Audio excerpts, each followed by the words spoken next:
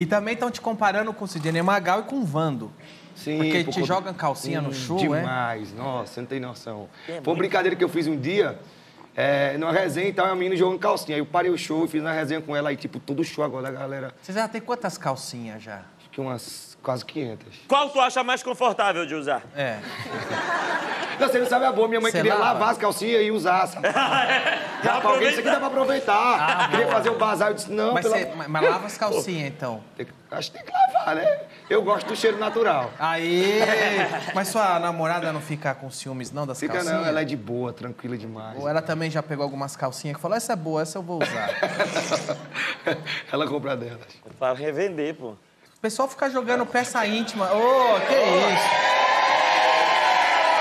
Caramba, velho. Cara, Pô, essa aqui tá maruada. Olha essa aqui, que nojenta, olha. Olha, olha essa aqui, que nojenta, ó. Olha. Olha essa aqui também. eu acho que é daquela velha ali da beirada. Tira isso Ó, daqui. essa vermelha é sexo, ó. Dá pra cheirar, né? Dá? Cheira aí pra gente. Deixa eu ver como ficaria em mim essa calcinha. Ah, velho. Não, Danilo. Não, velho. Aqui, ó. Você fica bem de azul e você sabe disso. Não entra. Aí eu tenho que fazer uma dieta.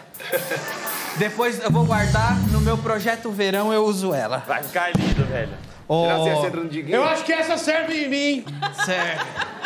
Ô, Mas essa parte aqui é bem fininha. Onde é que vai, hein? eu não faço ideia, ô Natanzinho. E eu tô...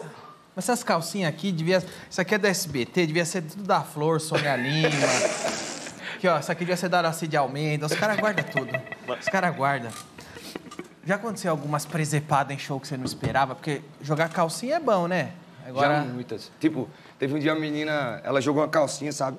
Aí eu peguei, aí eu parei o show, disse, quem foi? Ela disse, eu aqui. Eu disse, oxente. Aí eu olhei, tinha um bilhete. Opa. Com o nome dela. Aí é bom. O Instagram e tal, e disse, E hoje o eu quero Pix? fazer parte do seu cabaré. Olha! Opa!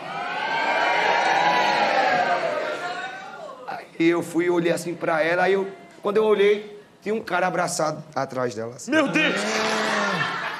Aí eu disse, oxente, foi você que jogou a calcinha? Ela disse, foi.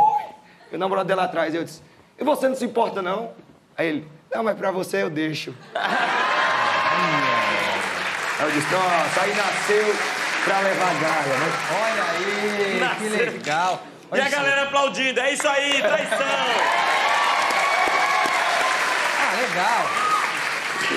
Legal que você leva ela, ganha um brinde, não é?